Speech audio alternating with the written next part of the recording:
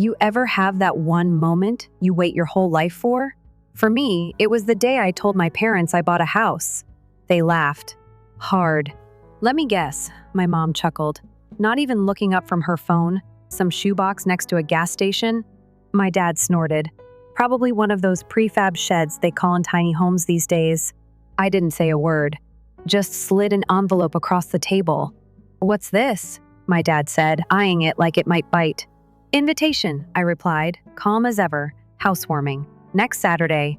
He rolled his eyes and tossed the envelope on the table like it was junk mail. My mom muttered, "Yeah, we'll come." Might as well see what mess you got yourself into.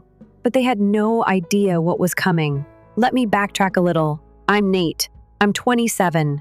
And for as long as I can remember, my parents Debbie and Mike have made it their full-time hobby to remind me I'm a disappointment. Graduated college early? Must have been an easy program. Got my first job at a tech startup? Enjoy your glorified call center. When I started freelancing and building my own company from scratch, they told everyone I was between jobs. Like I was just some sad sack mooching off Uber Eats and vibes. Nothing I ever did was enough. Nothing. So when I signed the paperwork on my first home, my dream home, mind you, I didn't expect hugs. I didn't expect tears. I just wanted them to see it. See me. Because this wasn't some Craigslist bargain fixer-upper. This house was art. A modern architectural masterpiece on a hilltop, complete with glass walls, a rooftop infinity pool, and a view that made your knees buckle. I'm talking multi-million-dollar luxury. The kind of place my parents always said only real winners could afford. Well, guess what? Turns out, I'm one of those winners. I spent the week before the party preparing for my moment. Caterers, live jazz, valet parking, the works. Every inch of that place was polished to perfection. I even flew in my best friend Max from college. He's now a hotshot investor who helped me land my biggest funding round last year. People knew me in the industry now. I had a name, but my parents? They still thought I was selling used iPhones on eBay.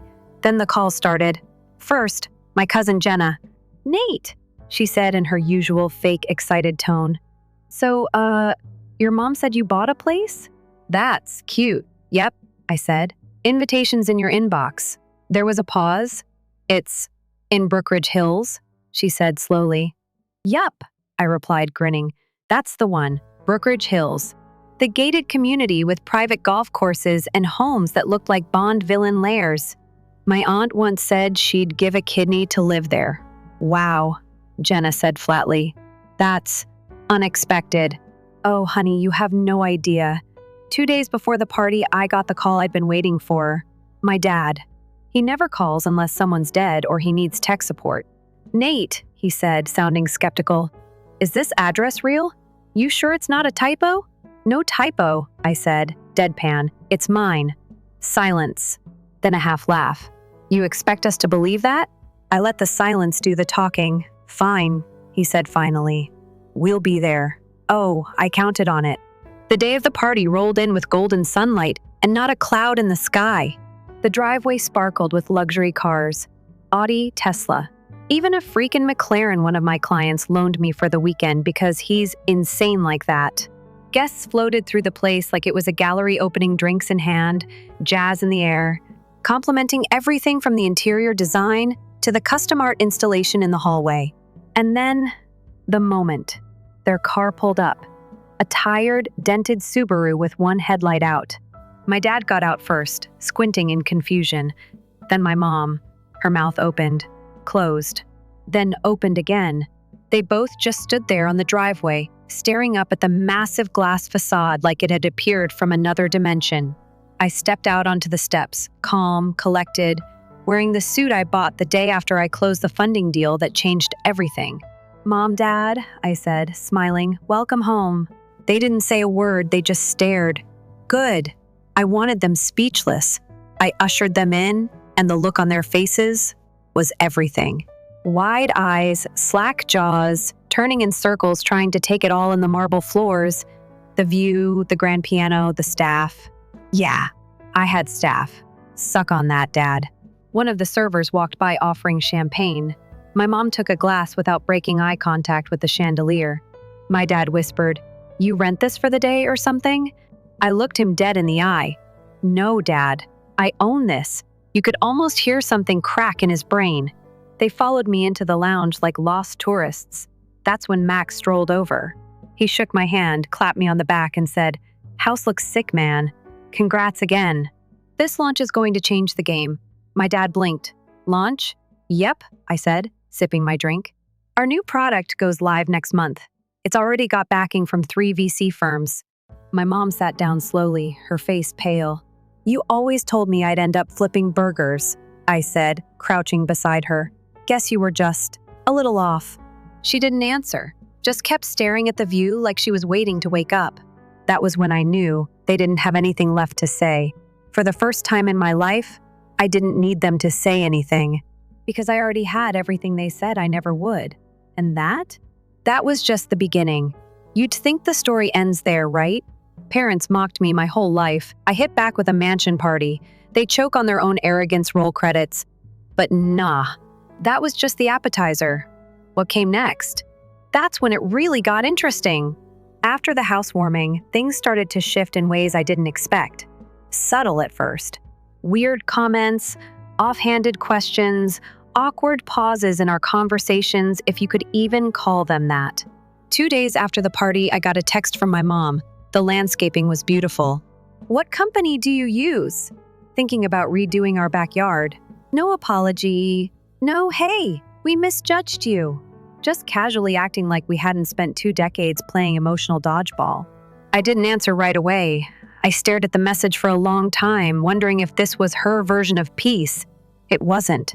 It was just step 1. The next week, my dad actually called. No sarcastic comments, no jabs, just asked if I wanted to grab lunch. I agreed out of curiosity. Not out of forgiveness. We met at this cafe in Midtown. Nice spot. He showed up in his usual polo and khakis, trying too hard to look relaxed. "Nate," he said as we sat down, "you really did good with that place." I just nodded. "Thanks." There was a beat of silence. Then he leaned forward. "You know, I always pushed you hard because I wanted the best for you." I had to laugh at that. Couldn't help it. "No, Dad," I said, smiling without humor. "You pushed me because you didn't believe in me. Big difference." His face twitched. "That's not fair. Neither was telling everyone I was unemployed when I was building my company from scratch." He looked down at his hands. "I guess we didn't understand what you were really doing," he muttered. And there it was. Not quite an apology. Just enough guilt to sound like one without admitting anything. But I wasn't there for closure. I was there to see what he really wanted. And right on cue, he asked, "So, what's next for your company?" There it was. The real question, not about me, about the money. I leaned back, let him squirm for a second, then told him I had a major product launch coming and a few new hires to manage. Kept it vague on purpose. The less they knew, the less they could twist. He nodded like he understood, but his eyes, they were scanning for openings. I could see it. That need to be involved now that success was real and undeniable. But here's the thing about building something on your own when people try to hop on the train after it's already moving. They think they're doing you a favor by showing up. Wrong. You're the one giving them a seat they never earned, and I wasn't in the mood to hand out tickets. A few days after that awkward cafe lunch, I got a call from Aunt Karen. Yes, her name's really Karen. Ironic, I know. She was practically breathless. "Sweetheart, I just saw photos from your party your mom showed me. That house." "My goodness," I said nothing. "You've really done well for yourself. I always said you had potential." "Did you?" I asked, trying not to sound bored. "Oh, absolutely. I told your mother Nate's always been a smart one. A little stubborn, maybe, but smart. Funny. I remembered her telling me to lower my standards when I turned down a retail job out of college. But sure, rewrite history, why not? I was wondering," she continued, "if you'd be willing to talk to my son, Eric. He's thinking about starting something in tech, too. Maybe you could mentor him?" There it was again. Now that I had status, I was valuable. Suddenly, the family was crawling out like ants at a picnic. I gave her a polite "I'll think about it" and hung up. Didn't think about it again. But the requests kept coming. An old friend from high school DM'd me out of nowhere. "Brew, saw your feature on LinkedIn. We should totally catch up, maybe get coffee and talk business. Translation? Can I pitch you something or get a job? I wasn't bitter. Okay, maybe a little. But mostly I was tired of pretending like I hadn't been invisible to these people until I had something they could gain from. The only person who didn't ask for anything was Max. He flew back to New York a few days after the party and texted me later, "Hope your parents survived that ego hit." Champagne was great too. Max always kept it real. Meanwhile, my parents were ramping up their friendly behavior. They invited me over for dinner, which hadn't happened in years, and I went, mostly out of morbid curiosity. The moment I stepped inside, I could feel the shift. They'd cleaned up like it was a showroom. Candles lit, jazz playing, even used the good plates. My mom hugged me. Let me say that again. My mom hugged me. I stood there, stiff as a mannequin. We ate roast chicken and mashed potatoes like we were a Norman Rockwell painting. And for the first 20 minutes, everything was almost nice. Then my dad brought it up. "So, you know the roof's been leaking again." I put down my fork. "Of course. And the insurance won't cover the full replacement," he added. "Just thought I'd mention it." I looked between them. My mom gave me a tight smile. They weren't even being subtle anymore. "Nate," she said gently, "you're doing so well now, and we've always supported you in our own way." I raised an eyebrow. "Supported?" She nodded, trying to keep the act going. "We may not have always shown it, but we believed in you." "Really?" "Because I remember you telling people I was throwing my life away." My dad's jaw clenched. That was a different time. "No," I said, "it wasn't. It was every time." I stood up, grabbed my coat. Their faces fell. "I came here hoping maybe, just maybe, you saw me as more than a wallet now."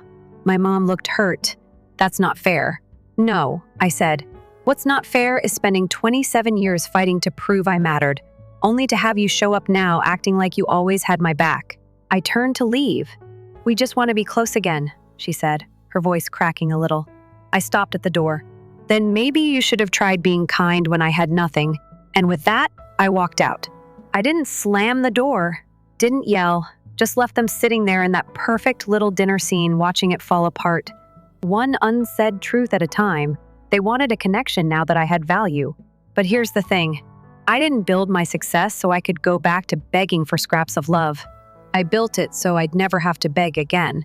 After that dinner, I figured my message was loud and clear. You don't get to mock me for years and suddenly flip the script because I made it. I wasn't bitter. I just had boundaries now. For once, I wasn't trying to win their approval. I was protecting my peace. But I should have known my family doesn't take silence as a no. They take it as a challenge. 2 weeks passed. Quiet. Almost too quiet. I was deep in prep mode for our product beta launch, doing 12-hour days and surviving on caffeine and adrenaline. Things were finally moving. We had meetings with 3 new investors. Pre-orders were rolling in, and the dev team was in sync for the first time in months. Then I got a call from Jenna, my cousin. Remember her? She was crying. And when Jenna cries, it's never subtle. It's a whole event. "Eric's gone, Nate," she wailed. "He took Dad's truck and just left. And now Uncle Mike says you're the reason everything's falling apart." Hold on. What? I had to sit down. "Jenna," I said slowly, "what the hell are you talking about?" Apparently, things had been getting messy behind the scenes. Uncle Mike, my dad's older brother, had been in a bad spot financially. Business downturn, late mortgage payments, some sketchy side hustles. And guess who'd been inspiring him lately? My dad.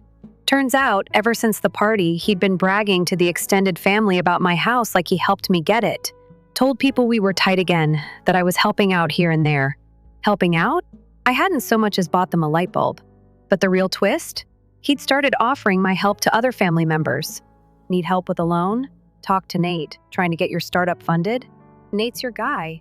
Want to get your kid an internship in tech? Nate's doing some hiring soon. All this, behind my back. It was like I'd been turned into some mythical ATM/genius godchild they could summon at will. And it wasn't just talk.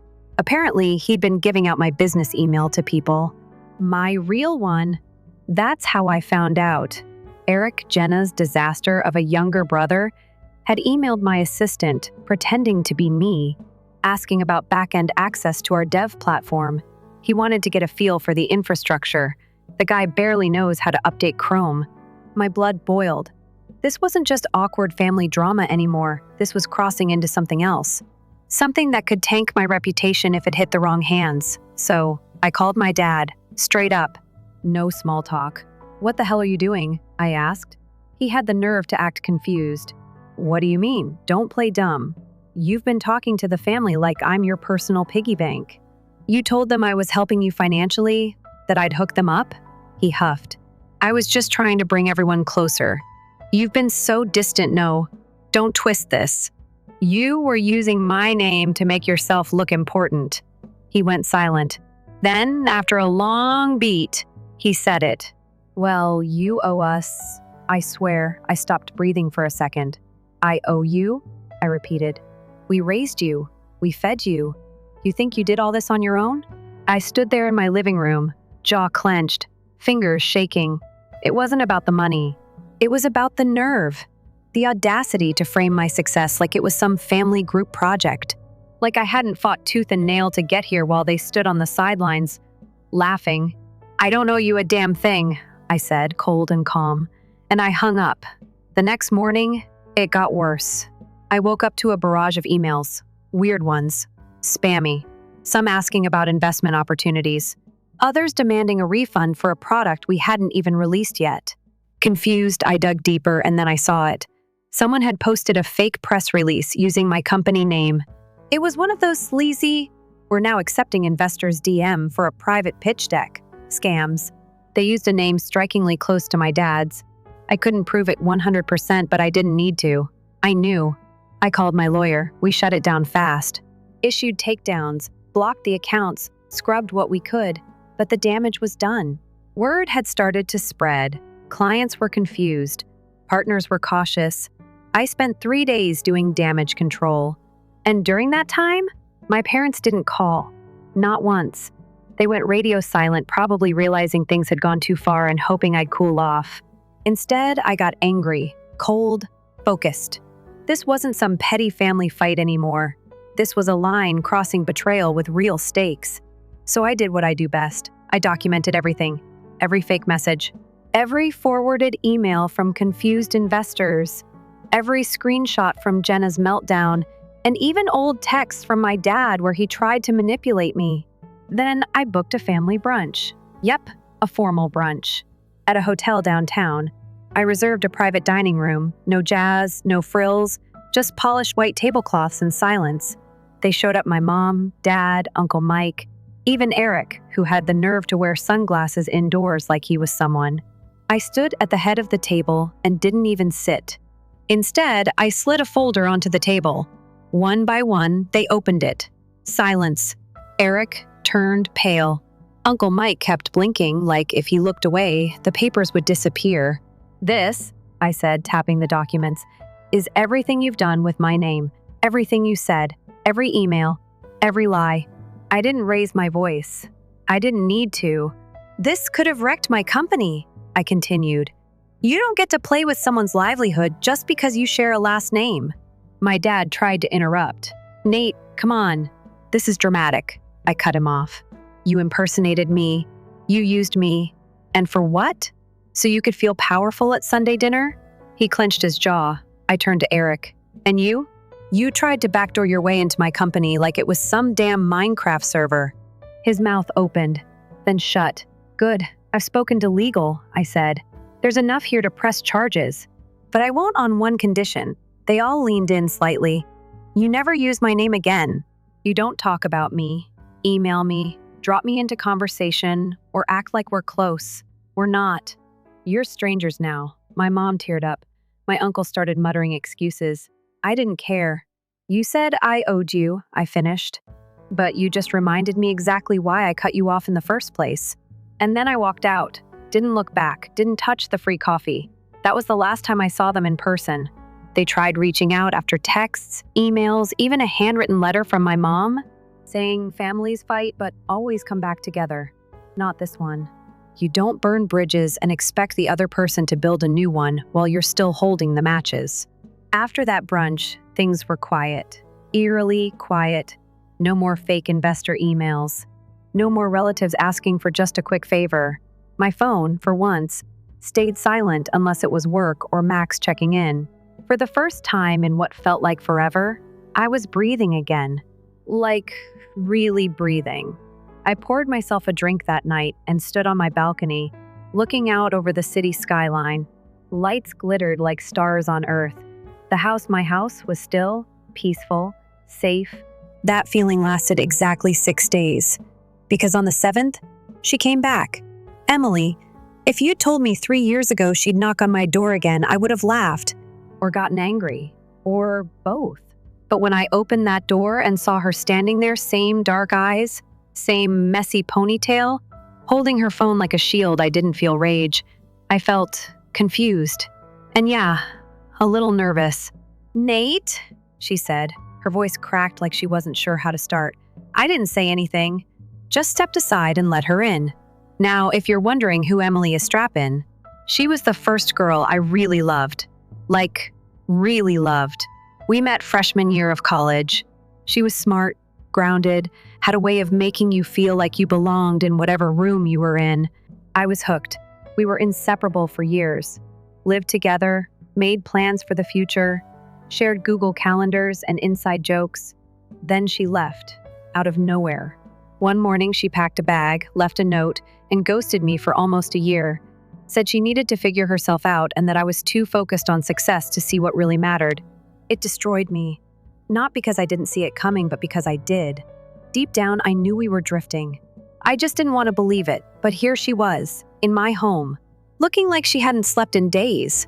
"I saw the news," she said, settling onto the edge of the couch like it might bite her. "Your company's everywhere, you're everywhere," I nodded. "We've been busy." She smiled faintly. "You always were, even when we were broke and eating cereal for dinner." "Sometimes I still do," I said. A pause stretched between us. Then she dropped it. "I need help." Of course she did. I didn't say it out loud, but it was there, hanging in the air between us like humidity. She saw it too. "Not money," she added quickly. "Not like that. I need advice. And maybe a warning." Now she had my attention. She pulled out her phone and showed me a screenshot of a message chain. The sender? A name I hadn't seen in years. Tyler Carr. Jesus. That guy. Tyler was my ex-business partner. Back when I first launched the early version of my company, he helped me with marketing. Charismatic, slick, great at pitching. Too great, honestly. He had this way of making lies sound better than the truth. We split when I caught him trying to sell client info to a competitor. No drama, no lawsuit. I bought him out quietly and buried the past. So what was he doing texting Emily? She flipped through more screenshots, messages, meeting invites. Photos of her sitting at cafes with him. "He found me through a mutual," she said. "Told me he was working on something revolutionary. Said you'd burned him and he wanted to build something better." I sat down, my heart thudding louder with each word. "He mentioned your platform," she continued. "He has screenshots, notes, even parts of your old pitch deck. And he's telling people you stole his idea." My stomach dropped. That was a lie, obviously. I had the IP, the patents, the original code. But facts don't always matter when the right whisper campaign starts circulating in tech circles. Reputation can crumble faster than a tweet goes viral. I stood up, pacing. Emily watched me, quiet. "I didn't tell him anything," she said. "I didn't even know what he was talking about at first. But when I realized where this was going, I bailed." "Why come to me?" I asked, stopping to look at her. She shrugged. "Maybe guilt. Maybe I thought you deserved a heads up. Maybe I needed to feel like I hadn't ruined everything." I exhaled slowly. I believed her. I hated that I did, but I did. And she was right. If Tyler was building something based on stolen work or worse, trying to frame me for stealing his, then this wasn't just personal. It was war. "Do you still have the meeting notes?" I asked. She nodded. "All of it. I saved everything. Good girl." I took her phone and airdropped the files to my laptop. Then I texted Max. "We have a problem. It's Tyler. Need you in town tomorrow. Urgent." He responded within minutes. "On it." "Booking flight now." Emily stood awkwardly. "I'll go." I didn't mean to drop a bomb. I stopped her at the door. "Thanks for telling me," I said. But Emily, if you're involved in any of this, even by accident, I won't go easy. She nodded. I wouldn't expect you to. Then she was gone. The second the door clicked shut behind her, I opened the files and started scanning. And sure enough, there it was. Tyler's fingerprints all over early drafts of our current UX. Our pricing model, even code snippets with my dev's formatting styles. This wasn't just inspiration, it was theft. Strategic, calculated theft. Which meant he wasn't working alone. This wasn't something one guy could pull off. Someone close to me had leaked info. Someone inside, I didn't sleep that night, just stared at the screen, piecing together names, dates, file access logs. And by sunrise, I had a suspect. A quiet, reliable developer named Jonah, someone I'd trusted for 2 years. He'd been on the team since the early days, always kept his head down. But he'd also been the one to reformat the backend 6 weeks ago. The same week, Tyler's fake startup started posting teaser tweets. I dug deeper. Jonah had recently received a $15,000 wire from an untagged account, buried deep. I wouldn't have caught it if I hadn't been tracing server pings. There it was. Proof. By noon, Max was in my kitchen, coffee in hand, scanning the files with me. Burn him, he said.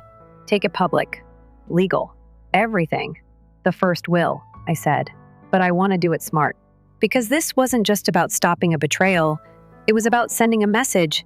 You don't get to tear down what I've built just because you couldn't build it yourself. So we drafted a plan. Lawyers, PR, cybersecurity. We were going to flip the narrative before Tyler even realized we knew.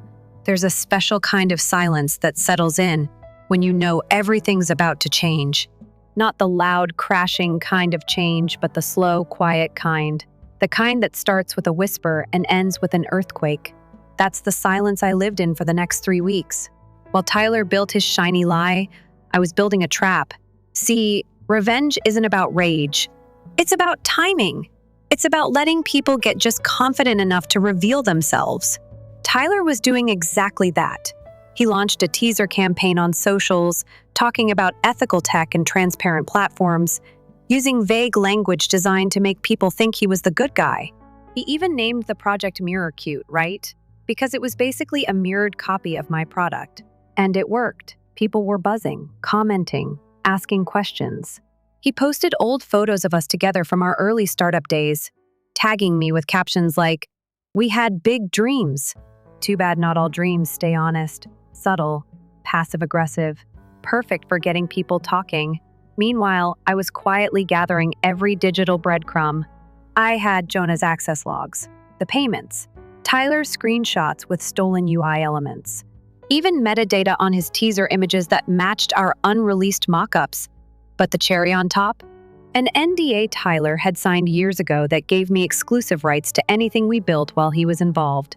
He broke that NDA the moment he touched a line of code based on my work.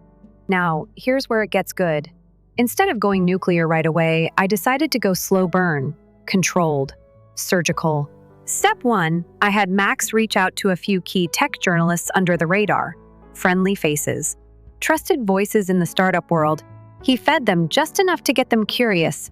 Rumors of stolen tech, he said. Nothing confirmed, but there might be a story. The hook was baited. Step 2, I hosted a casual founders panel at a startup conference.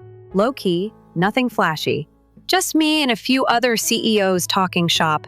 But at the end of the panel, I dropped one sentence like a hammer. We've noticed some strange duplications in the market recently. It's unfortunate when former colleagues confuse imitation with innovation. That line blew up. Tech Twitter ran with it. People started digging, comparing screenshots, pulling receipts. Reddit threads popped up overnight. Names were dropped.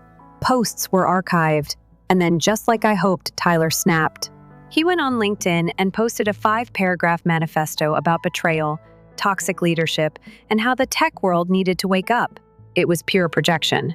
But now, he was the one starting fires. Which led to step 3, the reveal. 2 days after his post, I published a clean, factual, lawyer-approved expose on my company blog, titled simply, "A Clarification." Inside were side-by-side comparisons of our UI and mirrors, screenshots from Jonah's account showing unauthorized downloads, financial traces of the $15,000 transfer. And best of all, a time-stamped photo of my original prototype from 2 years before Tyler's vision even existed. The post didn't accuse, it just presented evidence. Let people draw their own conclusions.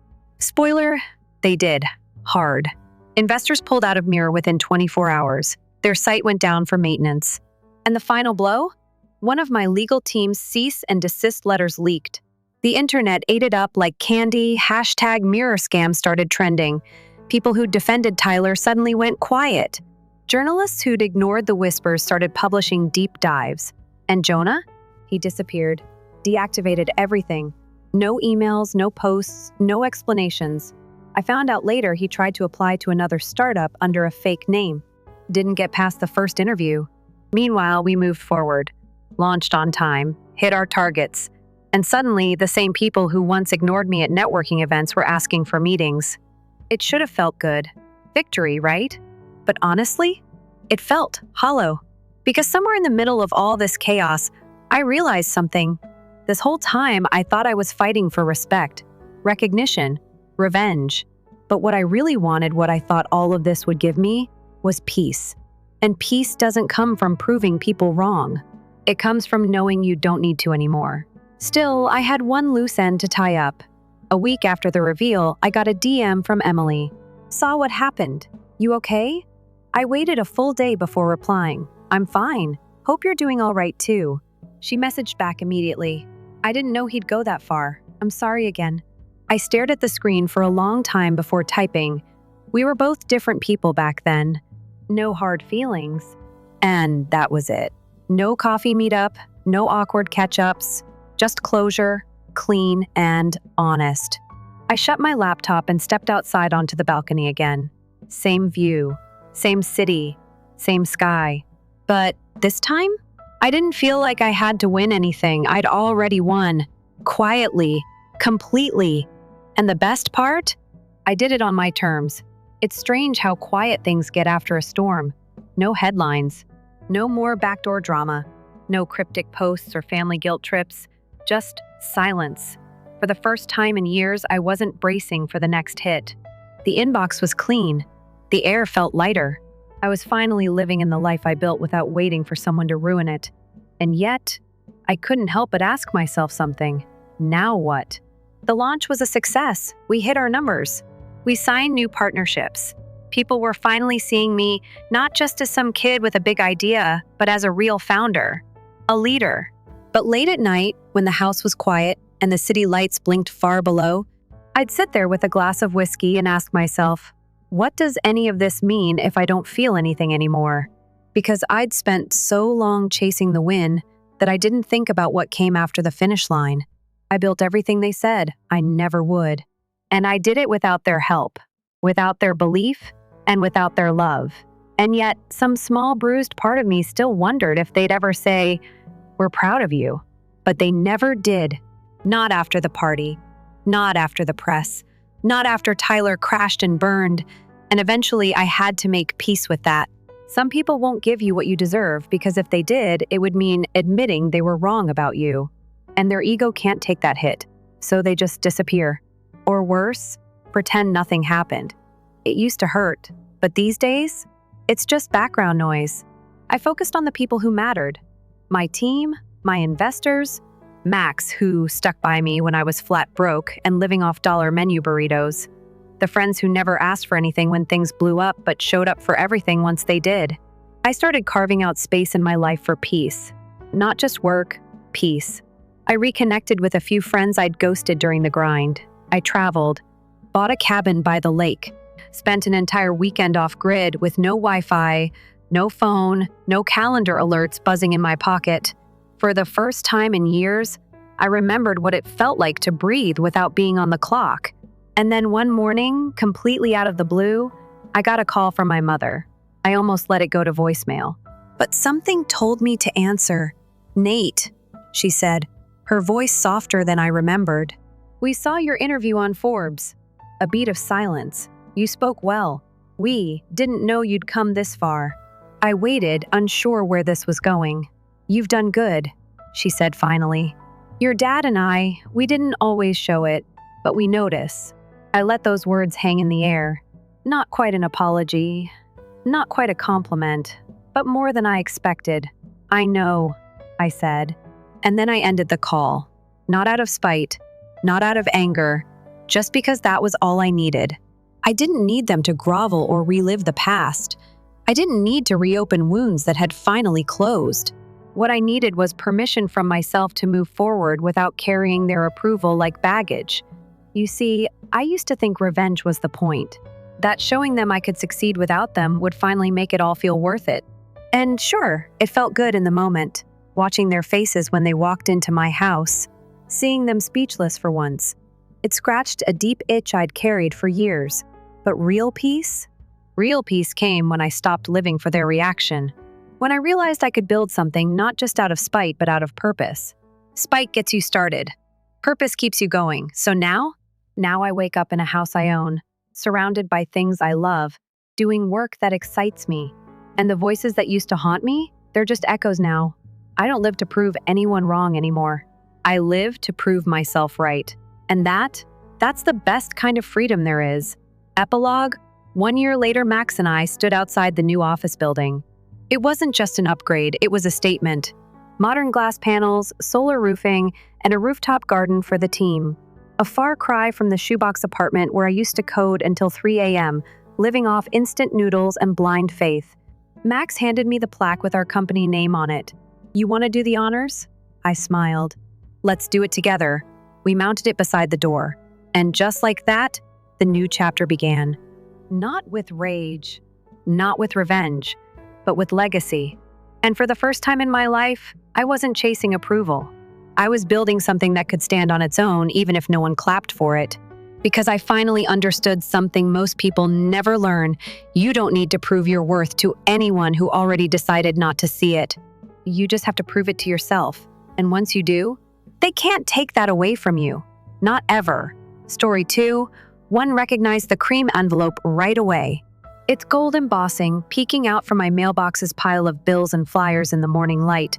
My heart skips a beat. It's this, the invitation to Madeline's wedding. I clasp the envelope against my chest and rush back up the walkway to my flat, the autumn leaves crunching beneath my feet. The paper is thick and textured, and it feels vast between my fingertips. I take a seat at the counter in my kitchen and run my finger beneath the seal. Take care not to rip it. I discover a number of cards, a thorough itinerary, a response card, and the official invitation inside. The calligraphy used to print my name is exquisite, Jenkins, Miss Renane. I glance over the weekend schedule after grinning and tracing my finger over the letters. My face freezes with a grin. I turn the cards over once more, this time, more slowly. Something must be wrong. However, there isn't. I'm mentioned as a frequent visitor. Not a maid of honor, not a bridesmaid. Only a visitor. Like Dad's business associates or Madeline's roommate from college. I look over the itinerary, a chilly weight settling in my gut. Expert photography at 2:00 p.m. Fried beside parents. Share a room with your parents. Bride and groom with the family of the groom. The bride's relatives with the bride and groom. Noah's sibling and parents. Noah, including my younger brothers. I'm not. Madeline enthused about her intentions as we were enjoying wine on my terrace just 3 months ago. She squeezed my hand and added, "We'll have to find you the perfect bridesmaid dress. Forever sisters, correct? Forever sisters." The words reverberate in my mind. It's better now. My thoughts stray to the bedroom we shared as kids, twin beds with flowery comforters that match. In the dark glow, the ceiling is covered in stars. On those evenings when Mom's sobs followed Dad's speech that echoed through the walls, Madeline would go into my bed and get in. Until the house was silent, we would cluster close and murmur hopes and secrets. "I will always keep you safe." Her little hand found a line in the darkness, fulfilling her vow once.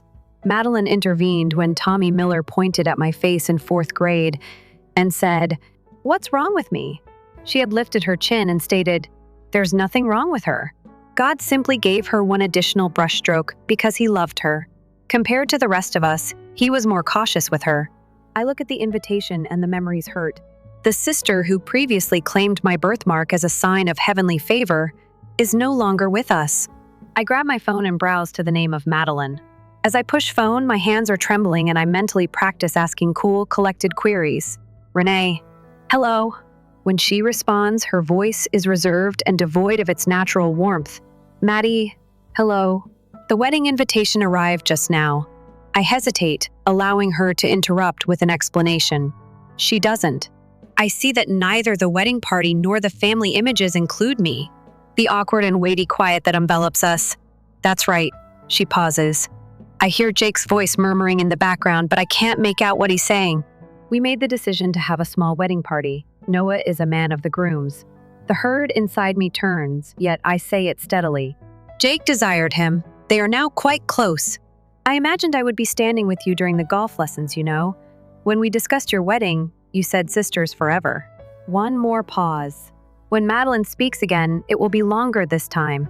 She's lowered her voice to almost a whisper. Renee, please be understanding. Your birthmark may stick out a bit because we're striving for a very subtle, minimalist look. The remark struck like a punch to the body. As if that makes everything better, she continues. My free hand automatically goes to my left cheek, fingers tracing the edges of the port wine stain that covers a third of my face in the photos. Jake's relatives are extremely picky about looks. In a trance, I drive to my parents' house and disconnect the conversation without answering. With its faded yellow curtains and the aroma of Mom's cinnamon tea, the kitchen has always been a haven. It seems like stepping into a trap today. Did you talk to Madeline? With a perfectly bland look, Mom inquired as soon as I stepped inside. I take a seat at the kitchen table and nod. Were you aware? Mom uses the kettle to keep herself busy. Dad glances at me over the top of his newspaper, lowering it just enough. You understand the importance of appearances to the Thompsons, he continues, waving his hand dismissively. Along with half of the town's elite, Jake's father serves on the hospital board. You concur with her then? The treachery now extends beyond Madeline and pierces deeper. Mom doesn't look at me when she places a mug of tea in front of me. Accepting what is best for the occasion rather than for ourselves is sometimes necessary. Untouchable, the tea steams between us. I look at my mom. This woman, who once told me that my birthmark was beautiful, taught me to stand up. Mano is saying that I should be okay with being removed from my own sister's wedding pictures.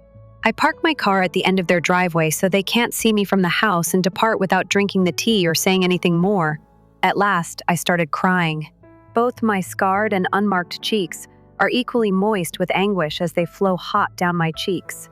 If your most dependable relative requested you to conceal a personal aspect of yourself for their ideal day, how would you respond? As I drive away, the question keeps coming back to me, knowing that my response will permanently alter this family's dynamic. On my phone, the Pinterest notice appears. You have been added to the fantasy wedding by Madeline Jenkins. Though curiosity draws me in like a wave, I shouldn't stare. A board called Flawless Family Photos with pictures of well-matched families in cream and pink hues makes me freeze. All faces were pure. Each grin is symmetrical. There isn't a discernible difference between them. Emma, one of Madeline's bridesmaids, texts me, and my phone buzzes. Just completed a new cosmetics experiment. The makeup artist remarked, your sister is obsessed with everything looking perfect. 3 times already, she has been questioned about her alternatives for covering flaws. Are you all right? With my fingers going numb, I put the phone down. Choices for coverage. I hear the words as I make my way to the restroom and stand in front of the mirror, looking at the port wine stain on my left cheek. It nearly gives off a deep burgundy glow on my olive skin under certain lighting conditions. Unbidden, the recollection comes to the surface. Madeline at 12, me at 9 o'clock. Strolling from school to home. Tommy Miller sneered and pointed at my face. What's the matter with her and Madeline? Little but aggressive, moving in between us. She's perfectly well. God simply gave her one additional brushstroke because he loved her.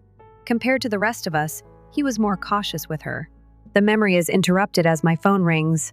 Mom is here. I listen when the notice comes up, but I let it go to voicemail.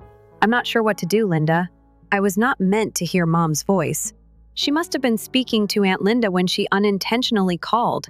We've always made an effort to accommodate Renee's circumstances, family portraits, and school photos.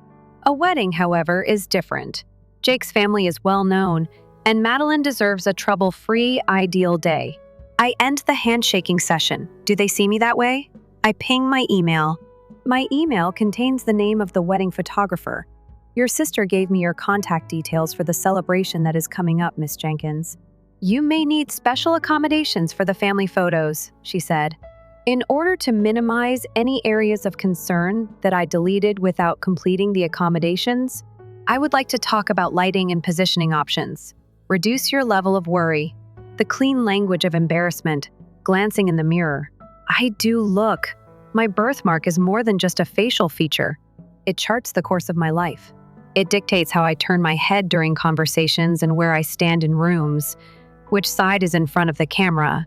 Your birthmark resembles a divine brushstroke. It distinguishes you. In defense of me, Madeline once said, she now suggests using surrogates to apply a lot of makeup and keeps me out of her wedding party. I use my fingertips to trace the outline of the birthmarks on my face. I am this person. I speak softly to my own image, every single one of me. Once more, my phone rings. Not a missile this time, Aunt Linda.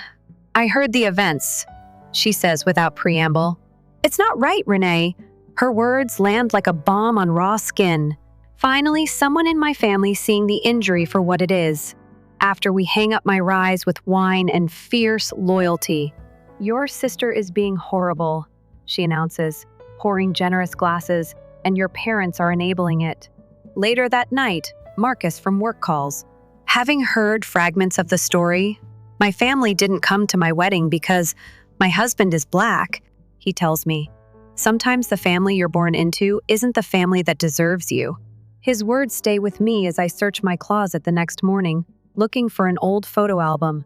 I find it under a stack of winter sweaters, her childhood captured in fading Polaroids. There it is on page 12. Madeline and me in plastic tiaras draped in Mom's old scarves as royal robes. I'm 7. My birthmark vivid against my smiling face. Madeline is 10, her arm thrown protectively around my shoulders, both of us beaming without reservation. I carefully remove the photo and find a silver frame in my desk drawer. It fits perfectly. Then I sit with a notepad, drafting and redrafting a message to accompany it. 2 hours and a dozen attempts later, I have the words. Thank you for helping me realize. Not everyone who calls you family actually sees you as part of the picture. I wrap the framed photo carefully, slide it into a small box with my note, and add the response. Card marked will not attend where it asks for my RSVP.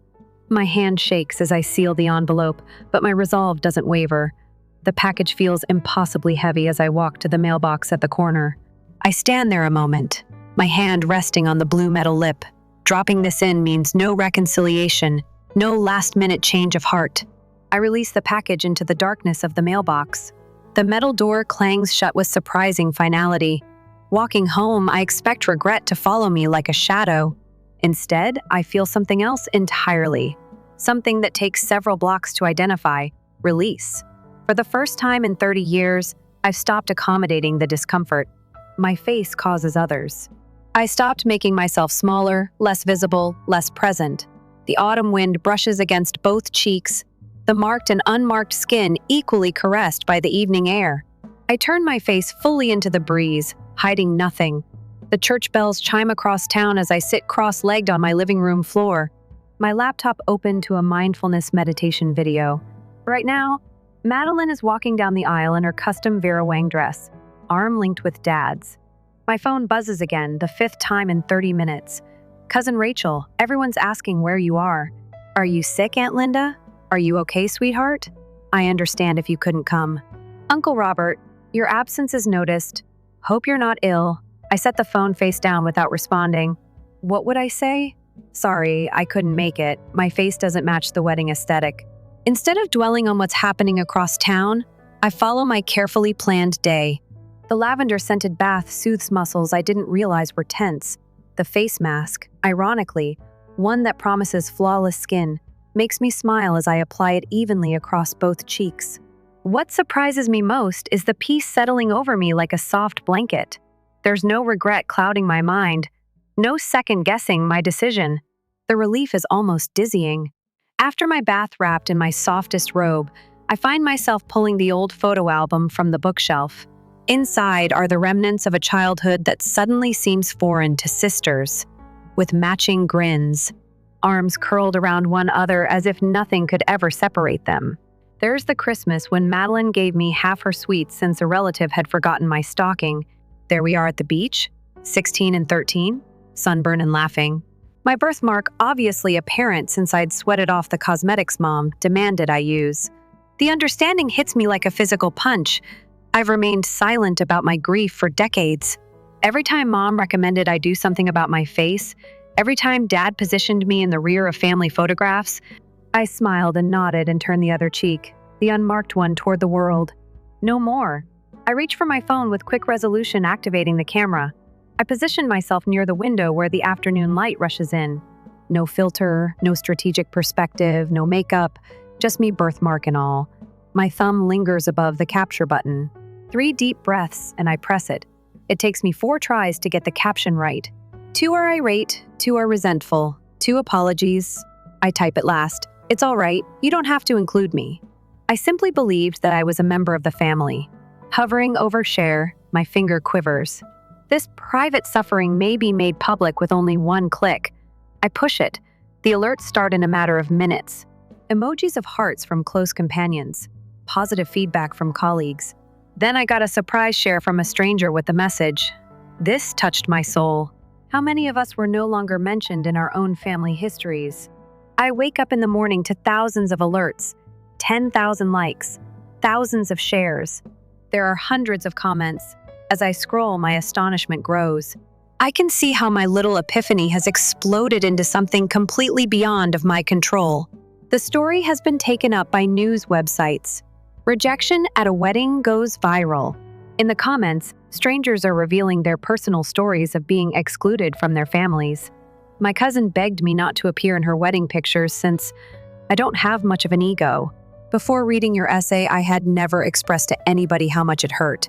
Due to an accident, my kid has a face scar.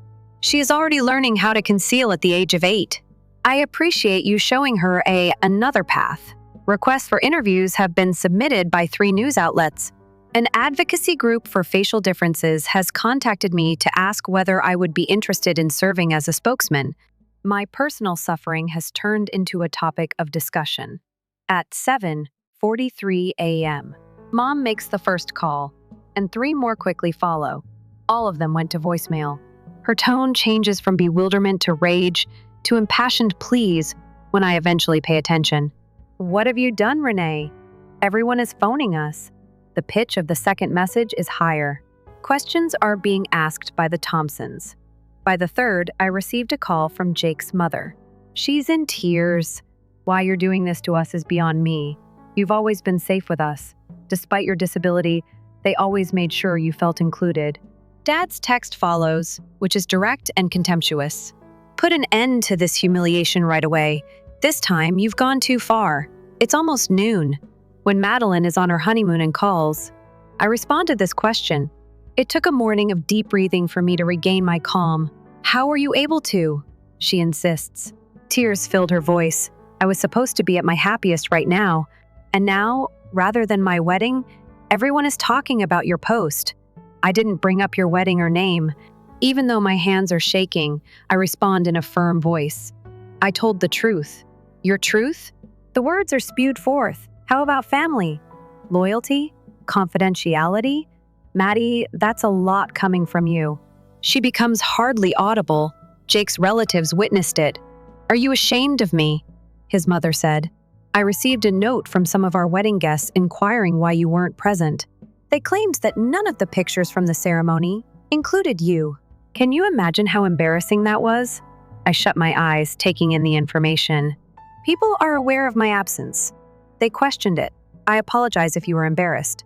Finally, I acknowledge that you place a high value on looks. I sit in the silence of my flat after we hang up, trying to take in the situation. This was not what I anticipated. I'm not an activist, public speaker, or influencer. My name is Renee Jenkins, the birthmarked woman who, at last, came out of hiding. I get a fresh email notice on my phone. A Morning America producer has asked me to tell my experience. What transpires when a private family rejection is discussed in public? I never expected to become the voice for thousands who felt invisible. However, I know that my next step will demonstrate to everyone what true courage looks like as my shaking fingers reach for the computer to reply. I'm adding honey to my tea on a Tuesday morning when I get the call. The producer's voice is soft, even respectful. Miss Jenkins, your story has touched so many people.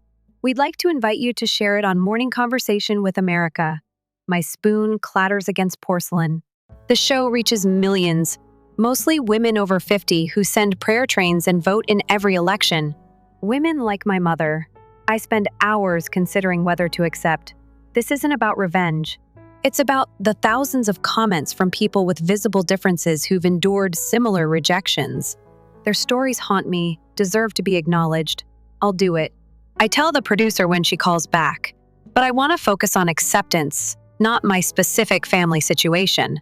She agrees immediately. That's exactly why we chose you, Renee. Your dignity says volumes. Dad's call arrives that night. His speech had that deceptive, casual tone that usually precedes a threat. This family company has to be hidden, he continues without prelude. Your grandpa left the lake home to me, and I select who inherits it. Remember that before you go humiliating us on national television. Within hours, Mother comes at my door unannounced. Sweetheart, she murmurs, moving past me into the flat. Her perfume, the same lily aroma she's worn since infancy, fills my entrance. Family concerns should be private. That's how we were raised. You're only worried about privacy now that others are witnessing the truth, I counter. She sighs. Jake's family is embarrassed.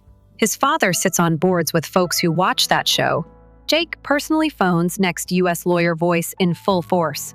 Public disparagement has legal ramifications, he argues. I'm begging you as relatives to reconsider. Just before bed, Noah texts me and my phone rings. At the wedding, I ought to have said something. No regrets, no promise to improve. A late acknowledgement, that's all. The lighting in the studio is warmer than I anticipated. The makeup artist meticulously applied makeup around my birthmark, highlighting my unique characteristics without attempting to hide them. During the commercial break, host Catherine Mills leans over. Remind yourself that this is your tale. Go slowly. Millions of spectators quickly discovered that the red light was blinking. Your story about feeling left out due to your birthmark struck a chord with hundreds of people, Renee. Could you explain what transpired? I inhaled deeply. I start by saying that I'd like not to concentrate on particular family details. The important thing is that I spent decades thinking that in order to be accepted, I had to reduce myself. I don't specifically call Madeline out. I don't talk about my parents' rejection or the wedding invitation. Rather, I talk about making a noticeable impact in a world that is fixated on lawlessness for 30 years. My identity is not defined by this birthmark. My voice becomes louder as I speak. However, people are defined by how they react to it. My phone is inundated with text when I check it later, from strangers as well as friends. A mom who was unable to attend her son's wedding due to burned scars. An alopecia youngster whose yearbook photo was altered without consent. The same thing is said by all of them in different ways. I appreciate you speaking up. That night, I believed I was alone myself. I launch a blog. I write on the disconnect between the unpleasant realities that families conceal and the narratives they tell themselves, which I refer to as the picture-perfect family myth. Perhaps the most harmful narrative we tell ourselves is the notion of the ideal family. Only the versions that other people can accept are allowed, leaving little space for our true selves. I write till the sun comes up, letting the words pour through a dam like a river. I feel lighter, cleaner, and more like myself with every paragraph. Almost instantly, comments from people who have experienced conditional acceptance themselves show up. Your remarks gave me the confidence to take another look at myself in the mirror. Write a character that has scars on their face. Another says, I've been keeping my real self hidden from family for decades. Their weakness turns into a mirror reflecting my own recovery process.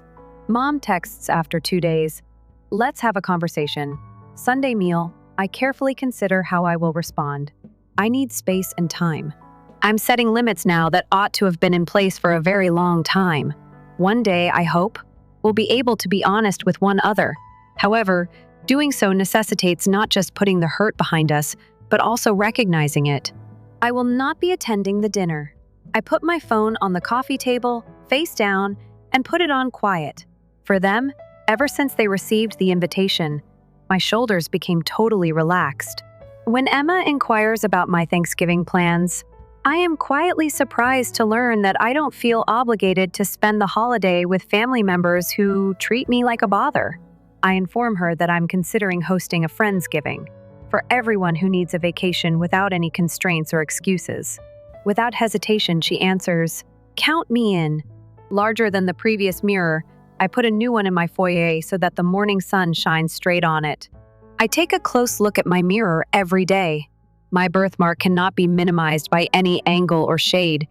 This is the face I'm now ready to show the world, my entire face. Not only on TV or my blog, but in real-life situations when genuineness is crucial.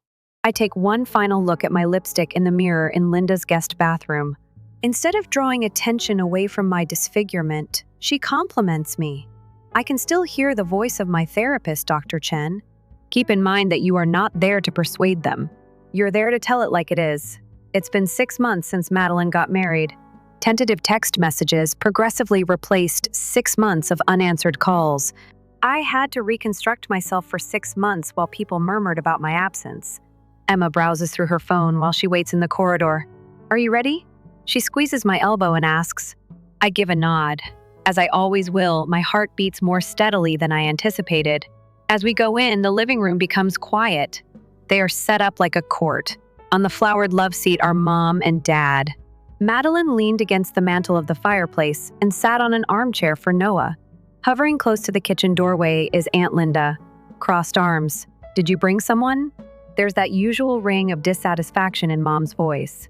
"Renee, this is a family issue." I consider Emma to be family. My response comes more naturally than it would have half a year ago. She remains. Dad clears his throat. "This is far enough. It has been months since your mom had a good night's sleep." The Hendersons inquired as to whether you were a member of an organization. With a nervous breakdown, Mom interrupts, twisting her wedding band. "We told them you were having a difficult time. Compared to explaining, it was nicer. You had left your sister behind." Left behind? Between us, the word lingers. In the first place, I never received an invitation to participate. Madeline says that's unfair. I'm crying already. To portray yourself as the victim, you're manipulating everything. Have you ever had your wedding remembered as the one when the sister didn't show up? You snatched my moment. I take a deep breath, feeling the prepared words come to my lips. I've listened to you my entire life, and that's the problem, Dad interrupts. You've always been too sensitive, creating mountains out of molehills. No. The one-word silence is the room. Even Emma seems astonished at the steel in my voice. The trouble is that I spent 30 years believing that love meant making myself smaller, easier to swallow, less apparent. I remove a little photo album from my backpack, opening to a designated page. Here's me at 7, positioned at the rear of every family portrait. Here's me at 16, makeup caked on my face for Noah's graduation. Here's the Christmas card where I'm tilted at an angle to cover my left side. Mom's face collapses. "We were protecting you. From what?" I inquired, laying the album on the coffee table from feeling like I belonged just as I am. "Our family has a specific image," Dad says, his mouth clenched. "The Jenkinses we've always prided ourselves on appearances. How much did I have to pay to complete for him? Your approval is no longer necessary for me to respect who I am." Madeline is now standing and pacing. "This goes beyond your birthmark. It's about how, in order to make everything about you, you've always needed to be unique." My wedding was meant to be flawless. "Who is it ideal for?" I inquire. "I loved you so much that it ached to be rejected. When you said, 'Sisters forever,' I believed you." You mentioned that God gave me an extra brushstroke. Do you recall that? What was different? Maddie? The question remains unanswered. Madeline sits back down after opening and closing her mouth. Getting off of the love seat, Dad pushes himself up. I refuse to listen to my own daughter lecture me about the importance of family devotion. His footsteps reverberate across the corridor before the front door slams resolutely. At last, Mom's facade of control crumbles.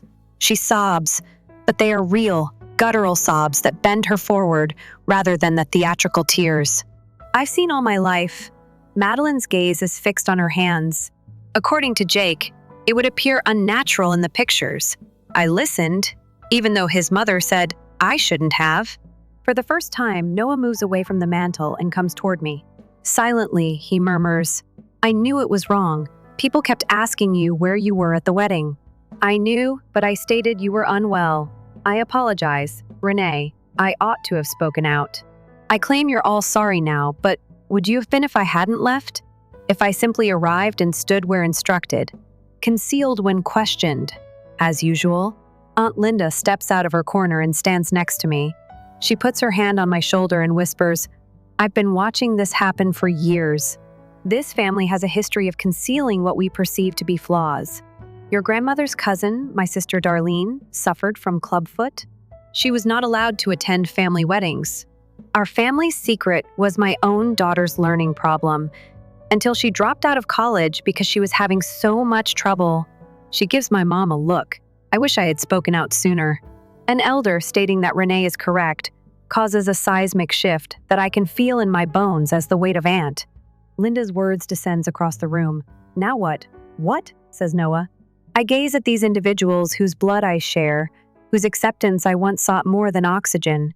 I believe it depends on whether any of you are prepared to view me in my whole, not just the aspects that match your idealized image. At the community center, I stand in front of 20 ladies. I steady my hands and point to the picture that is shown behind me. A picture of me with my birthmark clearly visible. Grin. Real. When I came out of hiding, I tell them that's when I began to live. They give a nod. These women have obvious distinctions of their own. Birthmarks, scars, skin disorders. These sessions helped me discover my purpose 2 years after Madeline's wedding. On a tiny table near the entryway is my collection of articles titled, "Finding Beauty in What Makes Us Different." It still seems unreal to go from being a rejected sister to being a published novelist. There are days when I walk home from the class through the same fall leaves that were there on the day. I got Madeline's invitation. However, they crunch under my boots today. It sounds like applause rather than condemnation. My flat. Now it's different. Plenty of pictures I've shot of folks that clearly have distinctions. They had happy expressions on their faces. Greets me with the aroma of the cinnamon candle Emma got me last week for my birthday. I still feel heated from the party. Without flinching, friends gathered around my dining table and raised glasses to my 31 birthday song. According to Dr. Levine, I've advanced remarkably. The deepest wounds are family wounds, she informed me during yesterday's session. Recovering from them is a continuous process. I open my laptop to an email from Noah while I relax on my couch. In contrast to Madeline, my brother has battled his way back into my life with unwavering integrity. Every week, he sends out timid but determined signals, bridging the gap among the family. Yesterday, I informed Dad about your book prize. He retained a clipping from the newspaper but said nothing further. Perhaps the first see something like that.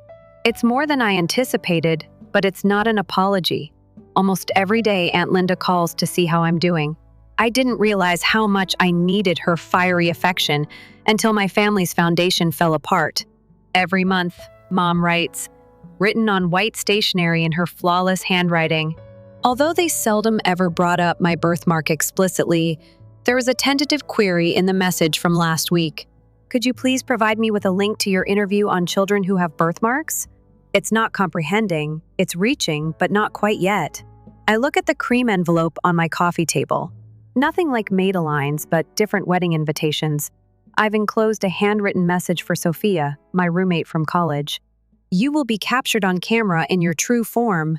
You are the 5th bridesmaid from the left, and you look lovely. Thank you, and please. I've already looked. We'll be there without hesitation. I understand the disparity.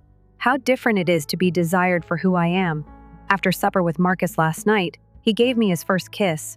My breath caught as his fingertips moved reverently over the line of my birthmark. He muttered, "I've wanted to do that since we first met. The potential for total love appears before me. resembling a map of a nation I never imagined visiting. I put a picture from my sister's wedding last month next to Sophia's invitation. I'm in the bridal party, standing there. The birthmark is evident. Shine brightly. You're flawless, just as you are. The photographer had said this as a straightforward truth, rather than as a comfort. As I touch the picture, the tranquility I experienced then returns. I don't require perfection through Photoshop. I don't require accommodation or tolerance. Just the way you are flawless. The words that were flying about me when the camera clicked had been stated by the photographer. Nor a hollow platitude, nor a comfort. Unquestionably simple. There's a buzzing notice on my phone. Another sign up for the program next month. Now, the community I've created transcends the city and consists of an internet forum where individuals celebrate rather than hide their experiences of obvious differences. A mother in Australia messaged me last week to share how my articles encouraged her daughter to accept her facial scar. The concept makes me grin. I could hardly look at myself in the mirror 2 years ago. I stand in front of audiences now. Take the lead in conversations. Contest preconceptions. I feel confident in all aspect of my life. The job advancement. The invitation to the TEDx lecture. I hold my head up as I run around the park in the morning. All I have to do is be myself. Under the guilt people imposed on me, there was always myself waiting. The version of myself that surfaced when I made my decision. For you, what does it mean to be truly accepted? Does blood include it? Family, personal relationships, or yourself? I found that it starts with loving yourself, accepting who you are, flaws and all, and realizing that you are worthy of being seen.